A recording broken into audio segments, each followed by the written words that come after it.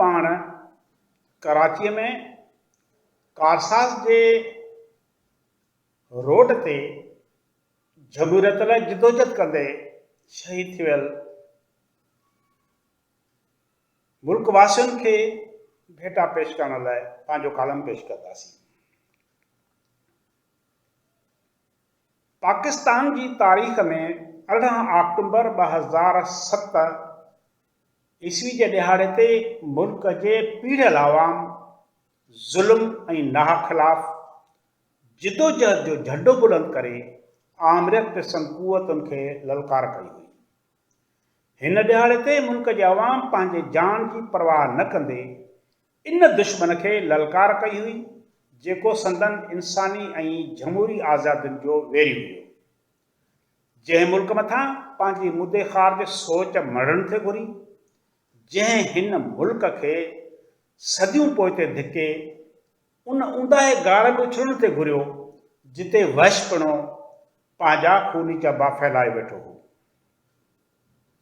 हिन ॾिहाड़े ते जॾहिं अवाम जी महबूब रहनुमा मोहतरमा शहीद बेनज़ीर भुट्टो 8 सालनि जी जलावतनी ख़त्म करे वतन मोटी हुई त कराचीअ में सॼे मुल्क जे अवाम लखें हथ हवा में लहराए सदस जेको आदरभाह कयो हो उन जो मिसाल वेझी तारीख़ में मिलणु मुश्किल आहे। मुल्क ते जनरल परवेज़ मुशर्रफ जी हुकूमत हुई। सिंध जी राणीअ खे धमकियूं ॾियारियूं वयूं त हू मुल्क वापसि न अचे, संदसि जान खे ख़तरो आहे। हुकूमती चैनल ज़रिए बि खेसि न्यापो ॾियारियो वियो त हुकूमत खेसि तहफ़ुज़ जी ज़मानत नथी ॾेई सघे, पर बेनज़ीर भुट्टो खे हुक्मराननि न पर अवाम जे तहफ़ुज़ जी ज़मानत घुरबल हुई। शहीद राणी दहशतगर्दनि ऐं इंतिहा पसंद ग्रुपनि जे गिदड़ बबकनि खां डिॼण वारी न हुई। हू जॾहिं कराची हवाई अॾे ते पहुती त लखें माण्हुनि जी जज़्बे खे ॾिसी ख़ुशीअ मां लुड़क लाड़े वेठी ऐं हिन पंहिंजी जान उन ख़ुदा जे हवाले करे छॾी जेको संदसि इस्तक़बाल लाइ आयल लखें मख़लूक जो बि ख़ालिक़ हुयो। बेनज़ीर भुट्टो लखें माण्हुनि जे जुलूस जी अॻुवाणी कंदे जॾहिं कराचीअ जी शाहराए फैसल ते आई त संदसि इस्तक़बाल कंदड़ माण्हुनि जो समुंड इंतिहा पसंदनि जे सुफ़ुनि में कमड़ी पैदा करे छॾी। दहशतगर्द ग्रुप अवाम जी ताक़त खां कंबी विया। हिननि अवाम जे आवाज़ खे शिकस्त ॾियण लाइ पंहिंजा हुरबा इस्तेमालु करणु शुरू कया। अवामी जज़्बनि खे बारूद जी बूह सां सर्द करण जी कोशिशि कई। जॾहिं बेनज़ीर भुट्टो जी सरबराही में लखें माण्हुनि जी रैली शाहराए फैसल ते कारसाज़ वटि पहुती त उनखे बमनि जो निशानो बणायो। बेनज़ीर ऐं संदसि जानिसारनि ते ख़ुदकश बमबारनि हमलो करे ॾिनो। इन हमले में कारकुन शहीद बेनज़ीर जी ट्रक जो घेराव करे पंहिंजे महबूब लीडर ऐं ॿी मरकज़ी क़यादत खे त बचाए वरितो, पर बेनज़ीर जे इस्तक़बाल लाइ आयल 150 खां वधीक माण्हू शहीद थी विया ऐं सवें ज़ख़्मी थी विया। ख़ुदकश बम धमाकनि बैदि कारसाज़ ते क़यामत जो मंज़र हो। चोतरफ़ इंसानी लाश ऐं उज़वा पखड़ियल हुआ। शहीद थी वियलनि में केतिराई मासूम ॿार बि शामिल हुआ जेकी पंहिंजे महबूब लीडर जी हिकु झलक ॾिसण लाइ पंहिंजे वालदेन सां गॾु उते पहुता हुआ।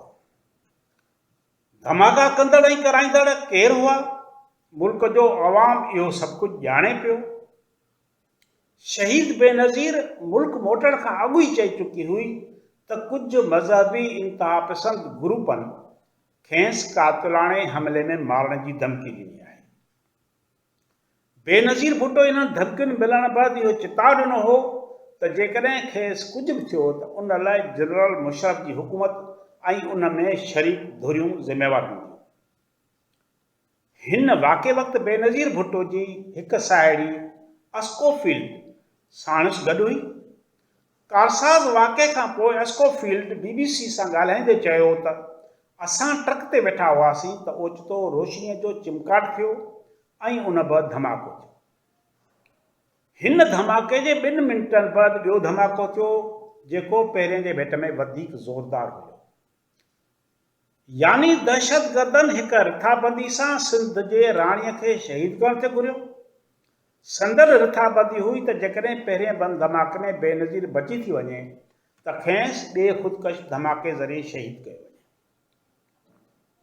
बम धमाकनि खां पोइ बेनज़ीर भुट्टो खे तबाह थियल ट्रक मां हिफ़ाज़त सां ॿाहिरि कढी पंहिंजे घर बिलावल हाउस रवानो कयो वियो। शहीद राणीअ जी अवाम सां केतिरी मोहबत हुई उन जो अंदाज़ो इन ॻाल्हि मां लॻाए सघिजे थो त कराची हवाई अॾे खां रवानगीअ बैदि बेनज़ीर भुट्टो बुलेट प्रूफ शीशे वारी कैबिन इस्तेमालु करण खां इनकार करे छॾियो हो। हिन वॾे वाक़े चयो हो त आउं डिॼां कान थी, सिर्फ़ु पंहिंजे मिशन बाबति सोची रही आहियां। आउं सम्झां थी त पंहिंजे आवाम लाइ जमहूरियत ख़ातिर जंग विढ़ण आई आहियां। कारसाज़ ते बम फाड़ींदड़ ऐं मासूम माण्हू मारींदड़ शहीद बेनज़ीर भुट्टो खे ख़ौफ़ज़दा करण में नाकाम विया हुआ, छाकाणि त बेनज़ीर भुट्टो ख़ौफ़ज़दा थियण बजाए धमाके जे ॿिए ॾींहुं शहीदनि जे घरनि में वञी संदनि पोयरनि सां ॾुख वढियो ऐं ज़ख़्मियुनि जी इयादत लाइ अस्पतालनि में पहुची हर क़िस्म जे ख़ौफ़ ऐं दहशत खे शिकस्त ॾेई छॾी हुई। कारसाज़ सान्हे में 150 खां वधीक माण्हू शहीद थिया हुआ। शहीदनि में 20 अहिड़नि माण्हुनि जा बि लाश हुआ जिन जी आख़िर ताईं सुञाणप ऐं वारसी न थी सघी।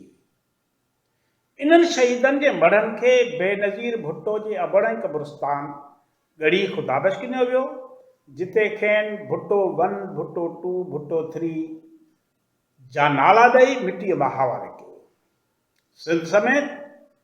सिंध समेत पाकिस्तान जे तारीख़ में 18 अक्टूबर जे ॾिहाड़े ते मासूम माण्हुनि जो वहियल रत अॼु बि आमरियत ऐं इंतिहा पसंदी ख़िलाफ़ ललकार बणणु आहे। इन में को शक न आहे त कारसाज़ सान्हे वारे ॾिहाड़े ते मुहबत मौत खे शिकस्त ॾेई छॾी। महिरबानी।